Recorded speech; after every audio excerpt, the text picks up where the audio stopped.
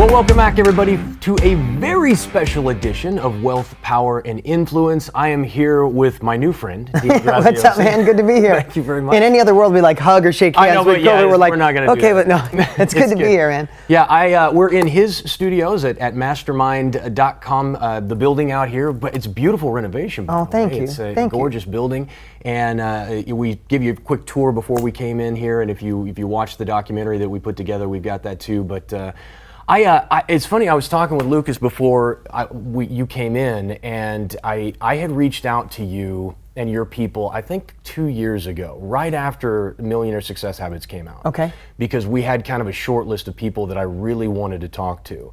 And your name was in that list, and it was at the high end of that list. And we reached out and we couldn't get a hold of anybody in your office. And I was talking with Lucas about it today, and I said, Lucas, how did you find? Because Lucas reached out to me. Yeah. And he said, we just had a top 10 list of people that we thought would be good, and your name was on it. And I thought, wow, what a right time, right space. Yeah, that's cool. It was really incredible. Well, I'll tell you what happened. During growth, it's really hard. And I'm still an active participant every day in the growth of Mastermind that I do with Tony Robbins, my other companies that run my books and my trainings and my masterminds. Like, I still love it. Yeah. Like, I'm not the vacant CEO. Like, it's a part of my life. So when we're in growth phase, I can't do podcasts. I can't do interviews, even though it's great and amazing. And listen, I love what you're doing. The reason we're here is because I told Lucas, all right, grab another 10 people that we feel are really making an impact, delivering real value to the world when they need it. Yeah. And you were on that list, right? Yeah. But there's phases when I'm in growth, I can't do it at all. Yeah. So you probably reached out during a time where I was like, nothing, I can't put anything on my plate, right? Yeah. And the last 3 months we've been doing a lot. And I'm about to go dark again, so I'm glad you and I are is that doing right? this. You got something else brewing? Yeah, I got lots of big, got Okay. a really big project coming. Oh, cool.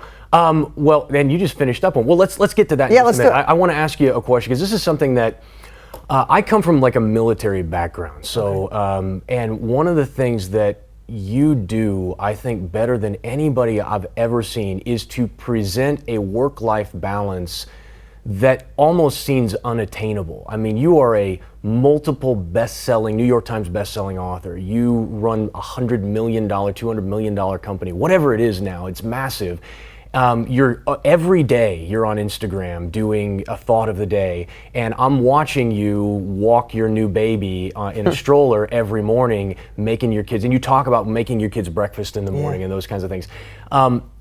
Is that, how does a guy like you, how are you able to do that? Yeah, really great question. And I think it's an important thing, because at the end of our lives, if we had lots of money, but we ruined our family and didn't leave an impact on the world, it's lonely, right? If you want to make an impact, but you never really made the money to really move the needle, to have freedom in your life, that's bad, right? Like, it's those things, if we, where our energy flows, we usually make changes, right? So it's a really great question, and it's something I really would love for you to think about. And I think it's, where I get the benefit is I've been on this earth longer than most. Right? No, I don't say most. I'm only 51. I don't mean that. But a lot of people in the space, especially the online space, right? It's a new world. It's a young, and I love that, young entrepreneurs. If you're listening right now, I commend you. You could be binging out on Netflix. You could be obsessing on the news. You're here gaining capabilities from someone who cares, who's delivering the value. So, and know that if you're going to spend time with us, we're going to deliver some value today. So I really want you to hear this, because I don't know if I could have answered that properly in my 20s, 30s, or even my 40s, but I can look back and tell you now what that is. And it's, I literally say no to everything that doesn't align with who I want to be at this phase of my life. Listen, just being honest, I didn't come from money at all. I mean, I lived in a trailer park as a kid. I had dyslexia. I didn't go to college. I had a desire for more. I envied other people who were successful. Maybe you felt that. I had felt frustrated, like, I think I could do this, but I don't have anybody to help me. Like, I've been through all those emotions, but then I also broke through that. And I was able to help retire my parents in my 20s and do really cool things. But in my 20s, you know what was really important? I loved literally jumping on a plane on Thursdays. I lived in New York, and I'd fly to Miami and party all weekend. Yeah. Like, because I never did that. I didn't have money. I didn't come from money. But all of a sudden, I'm in Miami. I'm getting bottle service and people. And I went down there one time and sat with Sylvester Stallone for the whole night. And we drank bottles and drank and had fun. Like, that was cool. For me, at that phase, right now, that seems like the worst possible thing in history to do. Yeah. Like, I wouldn't do it if it doesn't matter who invited me, I wouldn't do it, right? But I just want to tell you, there's different phases of life, of course, and I've figured out how to really identify what's important to me, Jason, and say no to absolutely everything else. So, for example, being a good husband to my wife. I went through a divorce, and I don't think that was a priority of mine in my past. My business was. And, it doesn't matter. I'm still friends with my ex. She's awesome. We co-parent, amazing. But because of that, I learned to grow, and I know the importance of a deep, connected relationship and love. So my relationship is top priority. My kids, as you see in my top priority. I want to be the dad that gives their kids the capabilities to be a solid adult. They feel connected to something bigger. I love making an impact on the world. It's the phase I'm at. I love business, but I love the impact I get to make, and I love my team. My team is like my family. I really don't hang out with anybody but my kids, my wife, and my team. So those 4 things are all yeses and get most of my attention, and I say no to absolutely everything else. I say no to voicemails. I say no to watching the news. I say no to surfing online. I say no to golf. I say no to the things that are like a 6, but maybe the world pressures you to go. Like I get invited to go to the Grammys and sit up front. Like somebody wants to send a plane and pick you up and take you to the Grammys, you should go. Like it's not my family. It's not my wife. It doesn't fit. So I guess that was a long answer to a short question. Is if you remember one thing from this interview is, yes gets you out of Egypt, no takes you to the promised land. So as an entrepreneur, as someone who's doing well, someone who wants another level, you've said yes more than the people you know. You said yes to working more hours, yes to risk when people told you were crazy, yes to your inner insecurities and that imposter syndrome saying, we're not good enough. You told all that, it's like, shut up, yes, I'm doing it anyway. So we get accustomed to saying yeses, and it gets us to that $1 million a year, $3 million a year. But it also gets us to stress and juggle and maybe overweight or maybe not paying attention to your kids. What'll get you to the more of a balance is now it's time to say no. I really like that, and you have so many really great stories about growing up, and some of them are awful, frankly. But it's one of the things that I've noticed about guys who are in our space is that there is typically some kind of like rags to riches, overcoming of severe struggle in order and to come out the other side. And I find that that's not only used in marketing because it's convenient and it sells well, but also because most of the people who are in the position that you're in actually have had something like that in their past. How much of where you are today is a reflection of what you went through when you were younger with your family and with the work that you had to do to get ahead? How much of it was that, and how much of it is just who you are as a human being? Yeah, and something that's inside. It's like nature versus nurture. Right, exactly. Right? Right. That's a really great question, and I don't think I've been asked that much. That balance, like nature versus nurture. I think listen. You don't have to have a horrible, horrific childhood and no money and live in a trailer park and have dyslexia to be successful, right? We see people from all walks of life. I hope my kids are massively successful in their own way, and they don't have the struggles I've had, right? But I think for me personally, I would bet to say it's 50-50. Like I always had this hunger for more. I didn't know how I was going to get there. But if I think back to my oldest memories of wanting to be successful, I bet you it was 10, 11 years old. And I remember, just as a naive word, I remember saying I want to be rich at 10, but it wasn't because, and the internet didn't exist back then, so I didn't see visuals of people in Lamborghinis and flying in yachts and private planes and partying in Vegas. Like, I didn't even know any of that existed. For me, I wanted to be wealthy because I watched my mom work 3 jobs, literally not be there for us, not because she didn't want to. My dad and her split when I was 3. He didn't help financially. So she cut hair, cleaned houses, and painted houses all week for less than $100 a week. And she'd come home at 8 o'clock at night and her back would hurt. I mean, she was in her 30s. Her back would hurt, her feet would hurt, her hands hurt from holding paintbrushes and cleaning houses and being on her knees scrubbing, right? So I remember wanting to be rich at 10 years old to take care of her, right? Yeah. And I just, look, I got hair standing up on my arms because I think that's a lot different than just wanting to be rich for rich sake, right? Like I had a freaking purpose, right? That's a perfect word. And so I'd bet to say it's both. And here's the thing I'd love to share with everybody.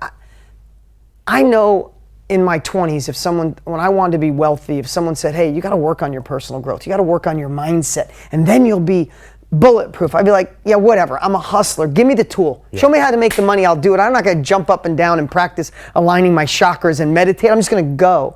And I was wrong. Like, when I look back in retrospect, what got me there was my personal growth, my mindset of saying, I am retiring my mom. I am not letting this shit happen, and there's no one going to get in my way. Not a brick wall, not failure, not insecurities, not my friends telling me I'm nuts. My sister literally sat me down like an intervention in my 20s telling me I was a dreamer. Stop, you're not capable of this stuff. You're going to fail, right? But what kept me going? It wasn't, yes, I discovered real estate, but I also did well with a tow truck company and fixing cars and selling cars. It was that unstoppable, like, nothing's getting in my way. And if I could give anyone a gift, that's the gift I'd give. That may be the most important thing that I've ever heard you say, because here's the thing. I work with a lot of new entrepreneurs now. For the first time in my life, I'm working with new entrepreneurs. Yeah. And I've always been a very big on mindset, even going back to like listening to Zig Ziglar and that kind of stuff. Yeah, of course. Right? Just putting positivity into my life and into my mind. But now working with new entrepreneurs, it's one of the things that I notice more than anything is like, it's not you have all the capabilities. Like, you can do this. You lack the mindset for that sort of thing. So let me ask you a question related to that.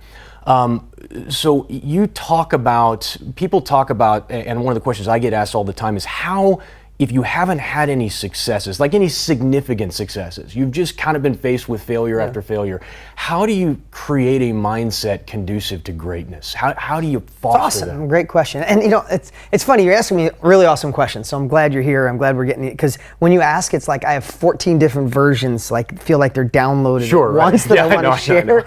Like, did you ever have that? Like, yes, question, all the time. I could go down 20 roads right now with that answer.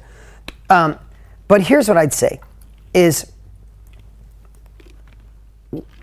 what's the opposite of not getting it done, right? There's two things. Like, if you don't continue, you can already design your future. Yeah. Right? So if you don't get over the next hurdle, if you don't keep pushing, if you don't overcome the obstacles, I could bet to say it's really easy to decide where you're going to be in 5 years. Yeah. You could write it down on a piece of paper, right? You'll be stuck with what you're doing, with the same worries, the same goals. But on the other side of your next failure, the other side of the thing that hurt the most, the person that let you down, the money that didn't come through, the marketing that didn't work, if you keep going, on the other side of that is your next level of life. You just don't know which one of those obstacles or failures is your last one. Now, I think of two things. So one, I'm going to go back over to the other thing. I can tell you here a lot of stuff that I share, and this is a silly word, and maybe you've heard me say it before, but what if your failures were nothing more than paying success tax? Yes, right? I love that principle. Right, too. because, but I want you to really think about that. What if, let's think about this. What if, whether it's God, the universe, karma, whatever you believe in, I believe in God. What if God had a success auditor and said, you really want to impact the world? You really want a next level? I'm not giving it to you easy. Listen, Jason, in your life, has anything come easy? Nothing. Like, have you ever woke up one day and you got the stimulus check in the mail? Someone said, here's $1 million, let's be partners and go invest. You spend the money any way you want. Your parents or friends came to you and said, I'm so proud you want to be an entrepreneur. I'm all for you. Like, has it ever gone that way? Like, I think the world thinks that. Like, everything I've done has been blocked with adversity, blocked with 500 no's, people letting you down, my own self-doubt saying, you're crazy, you're not going to make it. Like, that's just part of it. So what if those failures were actually designed for you to learn, I can't dabble, I got to go deeper. This isn't the right thing for me. I can't trust other people, or I need to trust other people more. What if all that was designed, and you don't know if it takes 3 failures or 13 before all of a sudden you're allowed into your next level? Like, I think of crazy stuff, but what if it was the end of your life and you met your maker, right? And we're sitting down like this, and you got God says, okay, so tell me how it went. It's like, I was dying to do my own thing and impact more people's lives. But I tried, and that partner took the money and it didn't work out. I tried the marketing, and then freaking Facebook changed the algorithm. So God be like, so what'd you do? Well, it failed. So I went to this, I got this job, and it was good. I had a good life. I made good money. I got to be I was a pretty good dad, pretty good husband, pretty good wife. I picture God being like, oh my God, another one. Yeah. You had 3 more failures, dude. If you would have got over 3 more, in those 3 more failures, you would have learned what not to do. You would have learned the route. You would have navigated new territory. You would have built more grit. You would have realized that marketing comes before figuring out the product. I had all this designed for you, but you gave up. All right, thanks. Next. Like, think about that, right? Yeah, that's awful. That's an awful feeling. Yeah, and then you go, oh shit. Yeah. Can I do it over? Like, no, sorry. All right, sorry, your time's up. Next. I'd be like, no. Yeah. Like, I think about that shit. I still approach things like I'm broke. Yeah. I do. I still approach it like I'm 5 points down and there's 5 seconds left. My team is always like, how do you have so much urgency? Yeah. It's because I want to just keep squeezing out of life everything I can. So what I want to share with you on that note is, I'm sorry if you failed. I'm sorry if people let you down. But what if the real me is not sorry? What if that was designed exactly for you, the path you're supposed to be on, and all the crap you think went wrong was actually all the ingredients for what's about to go right if you have the stamina to keep going? Yeah. That is one of the things that you always look at is, at the end of my life, do I want to have, what am I going to have regret, right? And I am deeply concerned and always focused on what am I doing right now today, and how is that going to prevent me from looking back on my life in 10 years and regretting something. I'm going to ask you a very selfish question. It's going to lead into another very selfish question. Good, okay? Because this is as much for me as it is for my audience. But I have a very similar story to you. My parents were divorced at 16 and my dad disappeared. And so my mom worked 70, 80 hours a week to keep us off of welfare. And we had, every once in a while, we would just get money in our mailbox. Like, we had very good friends and they loved my mother dearly, and they would just leave her money so that we could pay our bills. And I can remember feeling a deep sense of gratitude from that, but also some shame that was associated. And I promised myself at like 17 years old that when I got older, I was going to be somebody who put money in people's mailboxes, not the other way around, right? And so my focus and drive is largely the same way. Now, my children do not have those struggles. In fact, there's very little within reason that I cannot provide for my kids. And I can remember before my divorce, as things really took off with the company. You know, we bought a 7,000 square foot house on 3 acres with 9 garages, and it's just like our standard of living relative to anybody around us was completely different. And I can remember one of my oldest daughter asking me when she was little, she's like, "Daddy, are we rich?" And I said, we are very lucky. I said, we're very blessed. And that's what you need to remember. But one of the things that I've worked on and struggled with over the last, probably 5 or 6 years is just, how do I ensure that my children don't grow up with this entitlement mentality, knowing that, I mean, when I went to the store and I wanted to buy a toy, my dad said, we can't afford that. And he was right, we couldn't afford it. Right. But I can't make that claim. You're even farther along than I am. How do you teach your children about money and about the value of it, of work, and that ethic that you had to have, but that they're going to have to find a way to have, you are speaking my language. Okay. I knew in the first 2 minutes of your question, I could have stopped you. Okay, you knew already, yeah. Only because I worry about it every day. Yeah. Like, and listen, I have to tell you, that seems like, rich people problems, right? Yeah. So, listen, it's just the situation. Like, if you're listening to this podcast, watching this video, you want more. And if you stick with it, the only way you can fail is to stop, is to give up. Like, I truly believe that. And again, that's not someone sitting up on the hill that inherited money. Like, I've been through all the struggles. I don't care where you are. I've been broker than broke. I lost everything more than once. I had a bleeding ulcer stressing about business at one point in my life. I've been everywhere. But if you don't give up, there's no way you can eventually make it. So someday you're going to eventually have these same questions. Because the last thing I do is want to bring 2 more entitled children into this world. Right. I want to bring in people who appreciate this earth, that deliver value to the world, who are value creators, who are fulfilled and not, I don't know if you know any trust fund kids, but I've never met a trust fund kid. I don't know any trust fund. I've never met a trust fund kid that turned into adult that feels fulfilled. Yeah. They're always searching because they didn't have to fight for anything. Yeah. If they want it, they wait till the next quarter till the big lump check comes in and they get it and they're bored. And then they try polo, they're bored. They get motorcycles, they're bored. They try traveling all over the world, they get bored, right? Yeah. Like it is a gift to fight for things. I truly believe no matter where you are, if you're not an underdog, it's a gift to be an underdog because you're going to fight harder than anyone. And if you're not an underdog, adopt an underdog mindset because it's that grit to keep going. Listen, I love the chase. I love the thrill of accomplishment. I could digress on all that. I'm just going to share one thing, then loop me back if I get off track or back to our kids. But I read the book Shoe Dog. Did you ever read that? No, I didn't. You should read it. Okay. It's amazing by the creator of Nike, right? Yeah.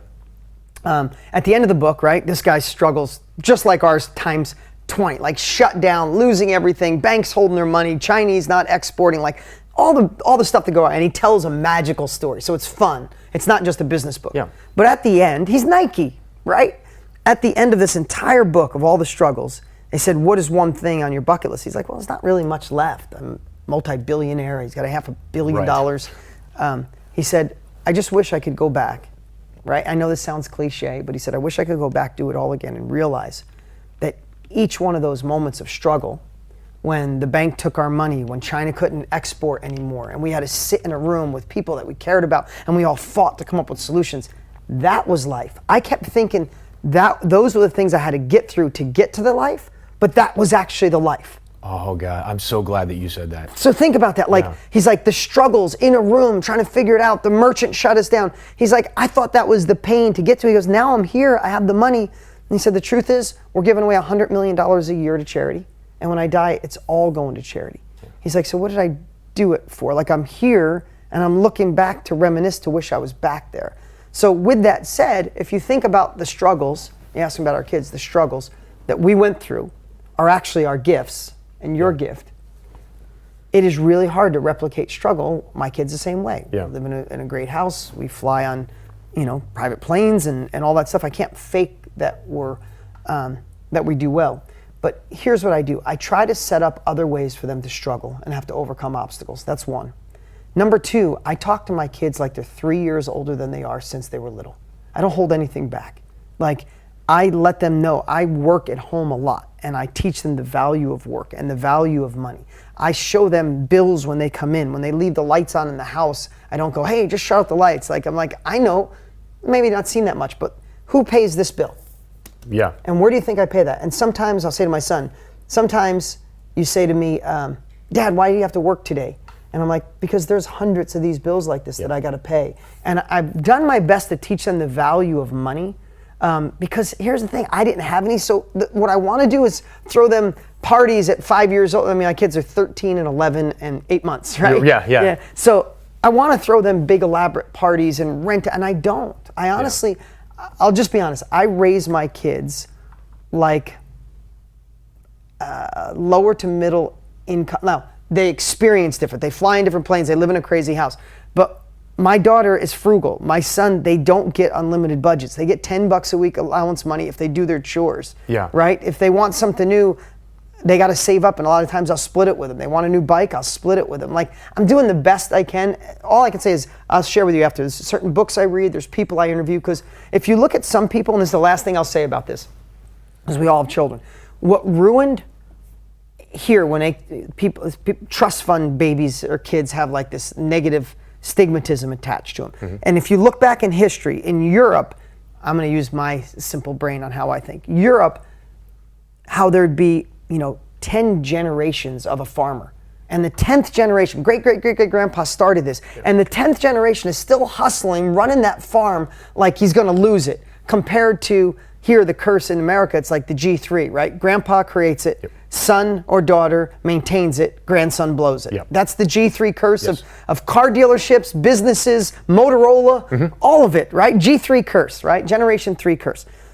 What I look as is in Europe, and I just read a book on this, it's not that I made this up, they found a way to hand off the baton by handing off opportunity. They taught their kids that life comes from accomplishment, that you have to have the opportunity, that you're going to carry this family name forward. I'm handing you the baton, you keep running, you don't sit and go, oh wow, this baton's worth like $5 million, I'm going to sell it, right? Yeah. And they figured out how to do that, where we figured out how to leave our kids money. And I don't think it's a bad thing. I think it happened in America because we were first generation, a lot of first generation entrepreneurs, and you didn't have time to hand the baton. Understand it, we're just trying to make the money, and like, we did it, let me give it to my kids, and it actually screws their life up. So I'm doing my best to hand off the baton.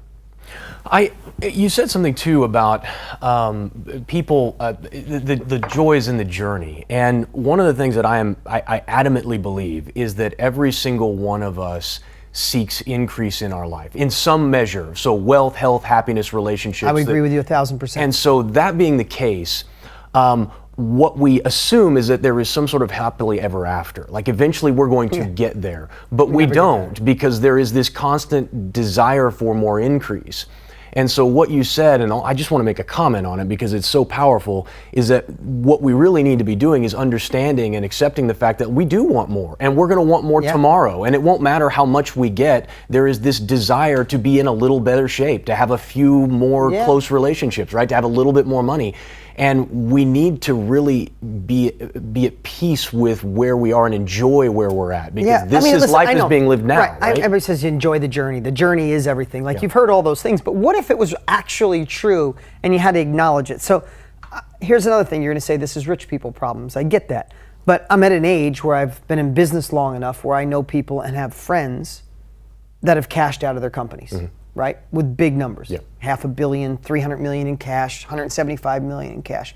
And I have to tell you something. Pretty much all of them go through massive depression. I have a friend who's similar. He didn't go through the depression, but it's the same thing. It's just like, okay, what do I do now? Right. And what happens is, and it's like they can't golf enough, they can't travel enough. Some of them go through a divorce because they can't mess around enough and try to have midlife crisis. And I'm not saying that to be a jerk. I'm just saying it like takes away their drive, their purpose. And I tell, if you want to sell your company, great. And I had a mentor tell me, I don't care, sell your companies, but have a plan that you're re-engaging within 6 months. Because if you don't re-engage in 6 months, it's a slippery slope of feeling left behind, not accomplishing. So if you think about that, if somebody works their whole life and sells their company and puts $300 million in the bank and then is depressed and doesn't know what to do with themselves, we were born to grow. Like, I don't think that we were put on this earth to find this destination where we think, I'm just going to golf and chill. Like, I have another friend that has 8 kids, and he sold his company. He's like, I got 8 kids. I'm going to just be super dad. Sold his company, did great. 8 months in, his wife's like, go back to work. like get out of the house. Please go back to work. And what he said, he's a great dude. He's a leader in his church. And he's like, I prayed on it. And like, God's like, this is what he felt like. He's not the type that God told me. He's like, this is what I felt in my heart. God's like, I made you a creator. Go show your kids what a badass, he wouldn't say badass, but go show your kids what a badass you are, and go create and let them see an innovative, creative dad who's loving what he's doing, not dad going, okay, I'll take you to let's go to the PTA. Like, that's not what you're designed for. We're designed to grow. And his wife is amazing too. She runs the 8 kids like it's a mini corporation. I've never seen that. We have 3 and I'm trying to figure it out, So anyway, you're right. We're built to grow. I think we're built to serve. I think when you can combine both in your life, continue to grow, continue to serve, set an example, be a role model, be a leader. I mean, what more could we give the world? When I started my first company, I don't know how I even came across him, but Joe Polish said something that kind of really defined my vision for what I do. And he said, every ethical dollar earned is a byproduct of value creation. And my listeners have heard me say this over and over and over again. I care as deeply, I think, about impacting people's lives and helping them realize potential and the joy that comes from life as much as you do. We approach it very different ways. You have this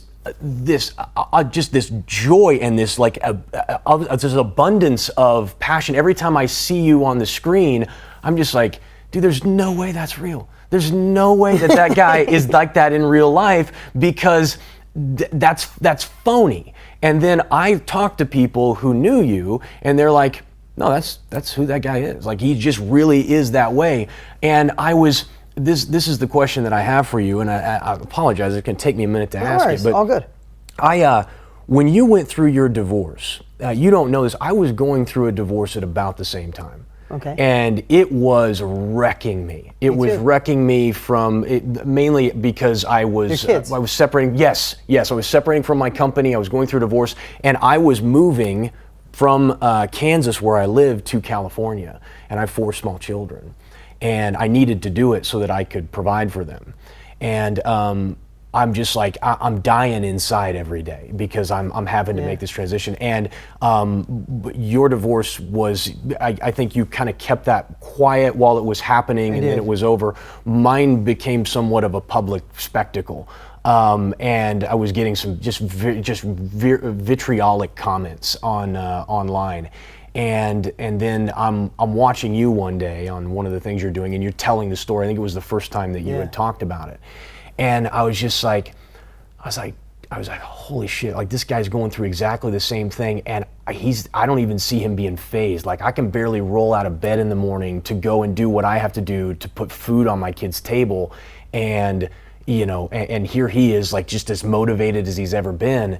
I'm like, I know from the stories that you've told that there was a lot of darkness going on at that time, but how do you find that energy to come and do what you need to do in the darkest days of your life? Yeah, really great question. And if I did people a disservice by not showing the way I felt, then that's probably a really good point, because I went through hell. Yeah. Because I was a child of divorce, and my parents did everything wrong 2 parents could do in a divorce. Yeah. Right? Like, there's a thing called, I studied this obsessively before I got a divorce. There's something where you fragment a child. Right? They have mom's side and dad's side. Yeah. They have to be this person for mom, this person for dad, and then that divides them, and therapists have 40-year-olds in their office trying to put them back together. Yeah. Right? And parents say different things, and so there's all these things. I was worried about all of it too. My parents did that the worst possible way. I mean, when I got married again a couple of years ago, or last year when I got married again, my parents had been divorced for almost 50 years. I had to fly them on separate flights and sit them on the opposite side of the wedding 50 years later.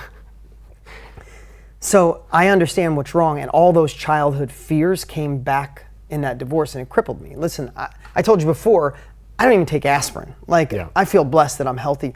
I was popping Xanax twice a week just to be able to sleep, just to calm my nerves. I drink a glass of wine almost every night because I couldn't find a way. I was doing yoga, meditation, counseling. Like, I was freaking myself out. Yeah. But I found a way to have a bigger purpose than me. So when I would get ready to go in front of a camera, or get ready to keep writing a book, even when I want to just go hide, I'm like, this is bigger than me. Like, just because I'm going through, I can navigate new territory. I'm going to learn, and I just have to say, I can't see it. I don't know why, but I'm going to be a better version of me. Yeah. And I would just continue to be like, and then I play games with myself. I'm like, you need to step your freaking game up. People need you. They don't need you loathing or feeling bad. They need you to keep going. But the truth is, behind the scenes, I was falling apart. Like, so if I didn't portray that, and I couldn't wait to share it with everybody, but some of it was just so painful that I didn't even know how to. Well, and I think one of the things that I drew from it was the strength that you had, and I would watch you, and I would say, okay, well, if he can keep it together, if he can find a way to put that, like I found some strength in that, and so it was helpful. Yeah, and the other thing too is with my kids, I'm like, they need a freaking leader right now. Like, they need a freaking leader. They need a true north. Yeah. And I need to step up, and we all have our own thing, and the one thing I found, and I don't want to give divorce advice right now, and I'm not an advocate of divorce by any means, so I just want to be, and I know you're not either, but it was something that was a must. My ex wanted to move on, I wanted to move on. I was living in a different room for over a year and a half, but we were co-parenting. Yeah. And when I realized my kids hadn't seen most of their life, never seen their mom and dad hug and kiss or be affectionate, they saw really good friends co-parenting. Yeah. Right? We took different vacations with the kids while we were together. Right? So.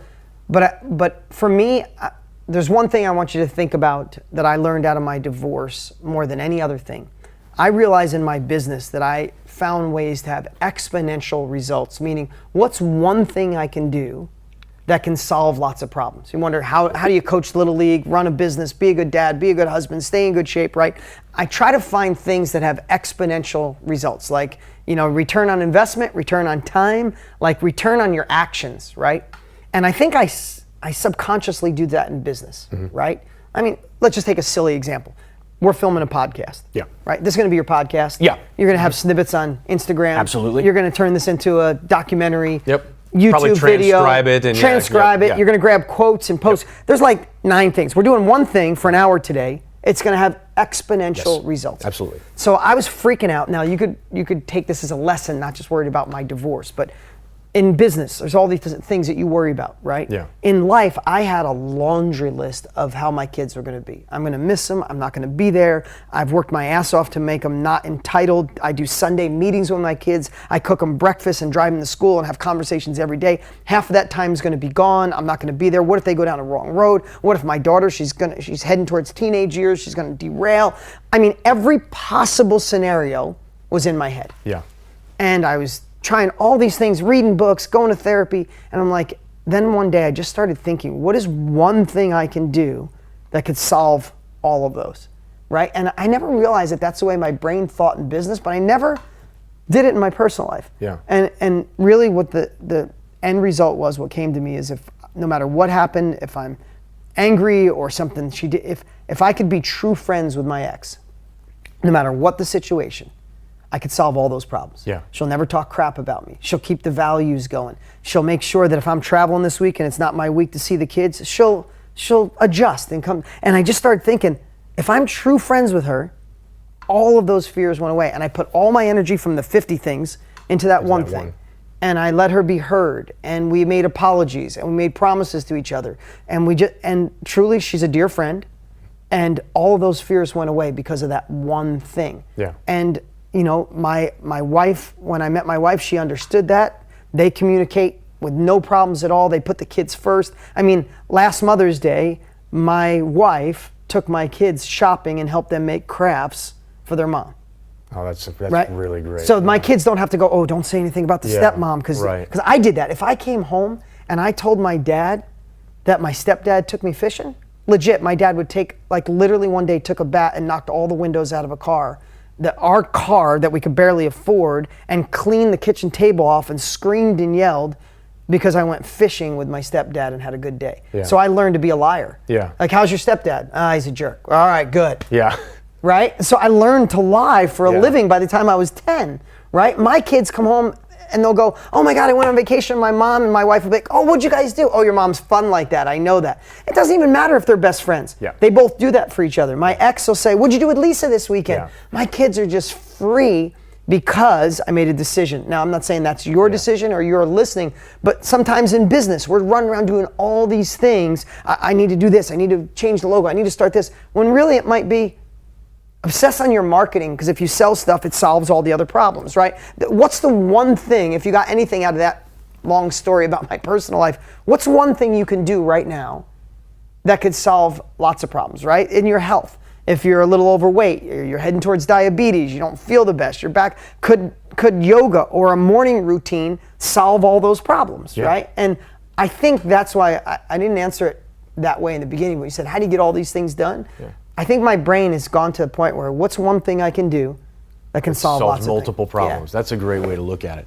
Okay, so let's shift gears now and talk. Those were my two very selfish questions. But now I want to talk to you about what you're doing right now, because you've got you just finished a fantastic course with Tony Robbins. You and I are both in kind of the information business. And I think one of the greatest things that you ever said was, I write checks to go faster.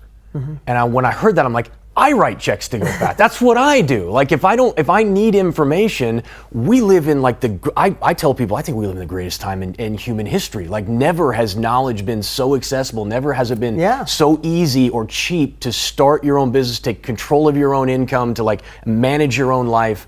And even more than 10 years ago when I got into the business, you still couldn't live stream from a cell phone. And really, most of my clients had to download all the videos that I put out online because they didn't have the bandwidth to stream it. You got started long before that in the infomercial business. Yeah, exactly. And so when you talk about it and you're like, oh, I go find somebody who knows what I know and or knows what I need to know, and then I pay them for the privilege of the information.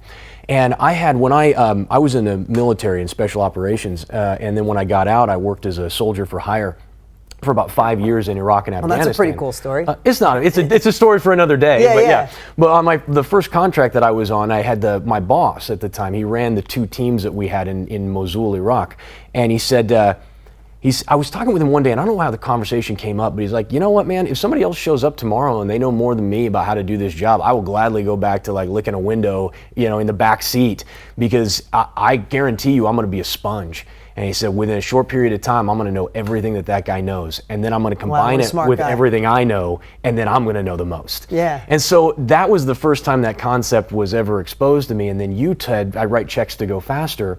What are you doing now with it? You and I both believe the education system is broken. Yep. How is it broken in your mind? And what is the solution for a 21st century education system with all the technology that we have today? Yeah, so it comes to me in a lot of different, like again, one of those, lots of different answers, but not to sound cliche, but think about how fast the world has changed, right? We both got phones sitting next to us. Think of what's on our phone compared to when 20 years ago, not 150 years ago, 20 years ago. Our world has grown exponentially. The knowledge we take in, like just think of everything you need is on Google, and I mean, it's incredible what's at our fingertips, right? What they say is, not a million years ago, when we have more power in a cell phone than President Clinton had running the world, basically. Yeah. Isn't that amazing? This is more than all the mainframes. It's insane. Like people don't realize it, because if you're just coming into it, you don't realize how difficult it I tell that to my kids all the time, right? So just think about that. That's how fast the world has grown exponentially. But now, that's only in the last 20 years. But let's just say if you went back to the classroom, high school or college, of 75 years ago. If you brought somebody from 75 years ago to today, they couldn't believe all of this. But if you brought them to a classroom, what's really changed? Yeah, we look largely the same. The blackboard's a whiteboard. Yeah. The same books are being taught, the same theory, the same algebra, the world has grown exponentially, and our education system has grown linear, right?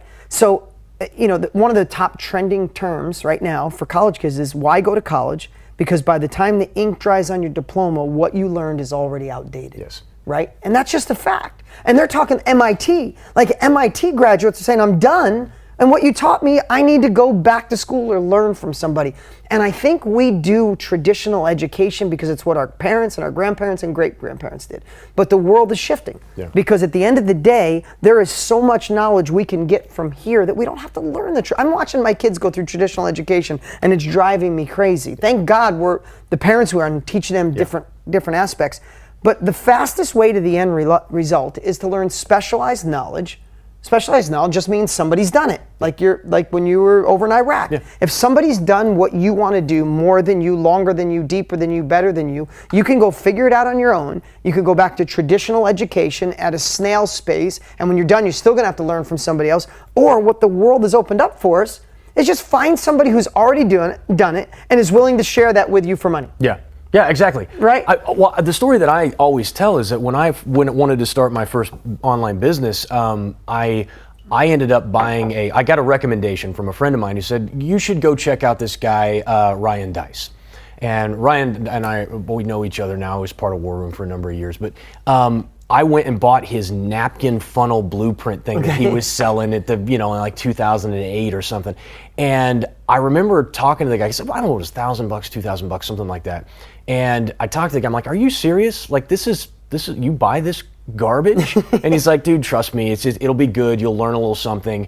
I attribute that one course to making me a millionaire. Like, I got my first $1 million in my business was generated based off of that information. It's like, I talk about, what is that knowledge worth to you? It's actionable. You can use it right now. And somewhere locked away in you, like you and I both believe, that in every single one of us, there is a knowledge or a skill that other people want, and they're hungry for. I mean, listen, you know something somebody else doesn't. Yes. And they want it more than ever. Yeah. So here's something I'm going to challenge you to think through. Learning from someone who's already been there compared to learning in a classroom on trial and error. There is zero doubt in my mind, learning from somebody who's already been there is the winner. It is not up for argument. It's up for your interpretation. You've been programmed a certain way.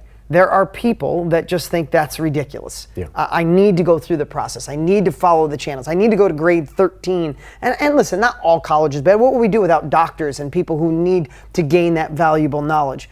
But if you look at right now, more than ever before in history, there's only about 17% of people who get a college degree and actually use it and like it. 17%. What do most people do? They get out of college. Napoleon Hill said it in 1937.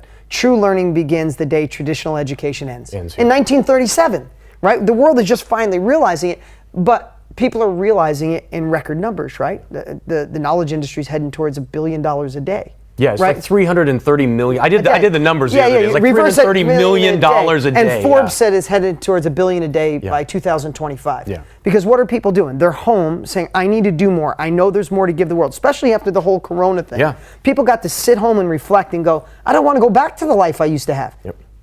You're probably watching.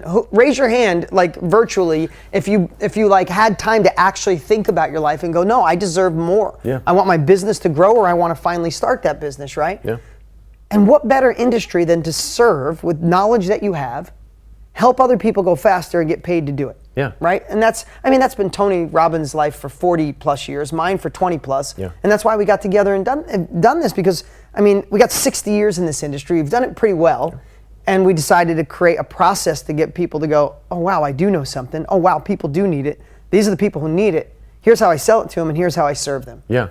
And so is that where you want your business to go? Is really kind of being that it lights me up more than anything. It fired me up again. I'm back to feeling like I'm that's the 25 and on fire. It's so funny because that's the way I felt when I started teaching this stuff, because I feel as though it's so critical that I'm a big believer that in order for you to be free, it has less to do with what a government is doing or what, any of that, and has a lot more to do with how much money you have. The more money you have, the more opportunity you get, the more mobility you have. And you said something that I really, really like. You said, money is a lot like alcohol, or wealth is like alcohol. It just exaggerates who you are as a person, right? So money doesn't make you evil. It doesn't make you a bad person. We tell ourselves all kinds of lies about money, when in reality we're really shackling ourselves to what I call, wage slavery and time prostitution, right? When in reality, what we should be doing is embracing this idea that we need more increase in our life, that greater wealth gives us greater opportunity. What do you think are the biggest things, the biggest, I guess, lies that people tell themselves about money? Yeah, it's funny, you mentioned Joe Polish before, but Joe Polish, I think, is the first person I ever heard say this, but I've been saying it forever, is, when people say money's evil, I'm like, you haven't given enough away. Yeah, okay. Yeah. Right? Like, you haven't, and let's get back to that, but I think the biggest lie about money, like, picture this, picture two couches. You're on one couch, money's on another couch, and there's a therapist in the middle. And you're looking up going, you're evil, money. You're the root of all evil. While simultaneously, you're like, I don't have the freedom, I don't have the time, I can't help my family, I can't make a difference in the world, and I want to right now. So all the things that you stress about, and this is based on stats, not my theory, most of the things you worry about, most divorces, most of the time you're on an anti-anxiety medication, comes from money. So it's stressing you out because you don't have it, while simultaneously you're saying, I don't want you, but I need you. Yeah. Like a therapist would be like, it's like a relationship where you're like, go away while you're holding the shirt, right? It's the craziest relationship in the world. Listen, money solves problems. Money allows you to help other people. Money gives you freedom, and money can allow you. There's two things I want to say. When I got money out of the way, I ran from a dysfunctional childhood.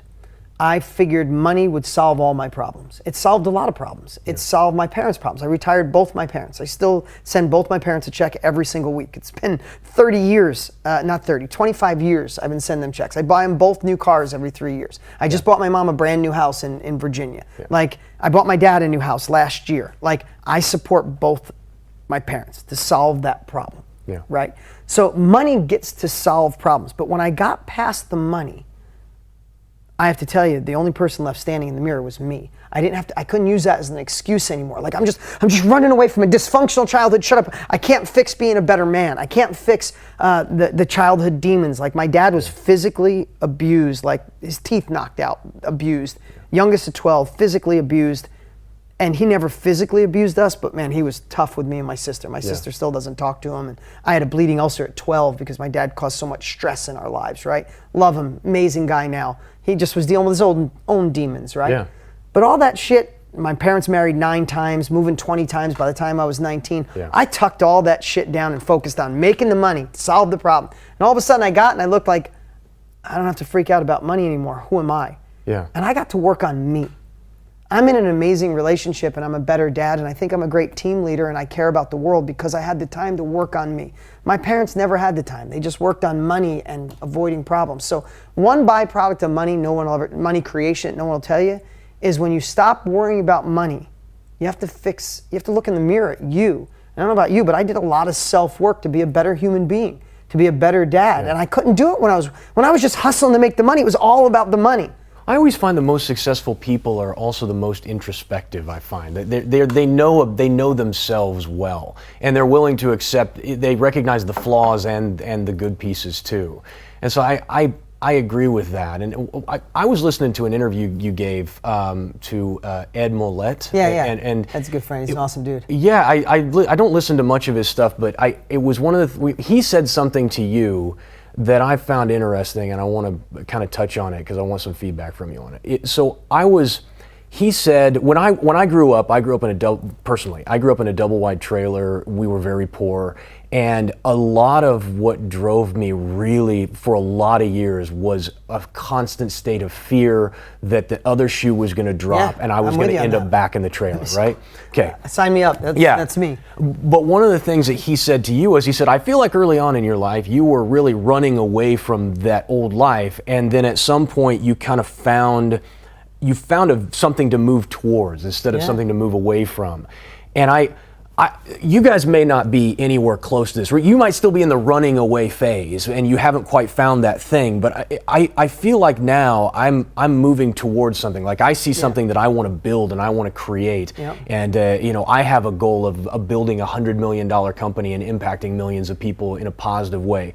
And so when I look at that, it's not wrong to run away from the problem, because often that gives you the motivation, but you really don't find the peace and the joy, I don't think, in what you do until you start running towards. Yeah. Do you think you can have just the push and not the running away piece? Yeah, so I think half the world, and I've asked this question on stage multiple times, like, who in this room, I've been on stage with 15,000 people, I said, who in this room has got a life, a career, a relationship that you want to get away from? It's painful and you're here because I'm just sick of that. I need to move away. Who feels that way? It's half the room. Yeah. I said, who in here, life's okay? You got nothing pressing, nobody came, but you know there's more and you want to move towards a bigger future. The other half of the room raises their hand. It's always split 50-50. And it doesn't matter, if you're moving away from pain, eventually you want to move towards pleasure. What I say is just amplify whatever it is with no excuses. People say, it's not good to motivate yourself through pain. Bullshit. Yeah. Listen, finding motivation to overcome obstacles is hard regardless. True or not? True. Right? Yeah, absolutely. So if you have to say, if I leave my life the way it is, looking back at the pain, if I leave my life the way it is, that's only going to amplify in 5 years. If I don't do anything, this pain I feel in 5 years, think of your most painful time in your life. Yeah. If you didn't make the change, if you didn't get the Ryan Dice course, if you didn't do that, if you were back there right now, and you were still living that, your life went this way, but how would it feel right now if you were still living the life before Ryan Dice? Oh, it'd be horrible. Like, how does it feel in your hole? Yeah. Like, if you had to make a noise, it would be like Tony Robbins does this. Like, if you made a noise, it'd be like, like disgusting, right? Yeah.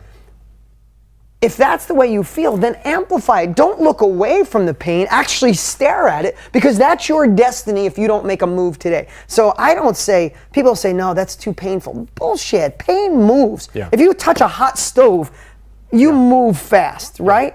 If you go, no, I'm grateful, I'm blessed, I should be appreciative of what do I have, that's a true story, but don't give me that. While simultaneously, there's another level of life waiting. If you got pain, amplify it. If you want more, amplify it. Yeah. It's like action is required, and if pain is the motivator that gets you to take action, that's okay. Don't live in it forever. And Ed was completely right. There was a shift in I was moving away from pain, and even when the money got out of the way, I still know I was a habit. I was still focusing on the pain of going backwards. Yeah. I don't know about you. I still have a fear of going broke. It's baked in. Absolutely. It is baked in. Someone says you haven't done enough work. I do the work every single day. I write books on personal growth. My friends, I'm blessed to have great friends. Inside, I'm still that kid that's afraid one day I'm going to wake up and it's all going to be gone, because I know that pain of you lived in a double wide. Mine was a single wide. Yeah. So you got me on that one, brother. I was fancy. You were fancy. You had two of them stacked together, right? Yep. So, but it's okay because that's who I am and I accept it. But simultaneously now I look at, the impact Tony and I, and I'm not, I got another 50, 60 years on this earth, I believe. But I'm looking towards legacy. Like creating courses that help other people be empowered in this industry. It's like, that's how we compound and leave. Yes. When I'm gone, it's like, look what the footprint he left. Yeah, absolutely. Okay, so what are you doing? I know this has been an amazing conversation, and a lot of you guys, you may be introduced to Dean. I've been talking about you for like the past 2 weeks on the show, kind of awesome. Pitching coming down here.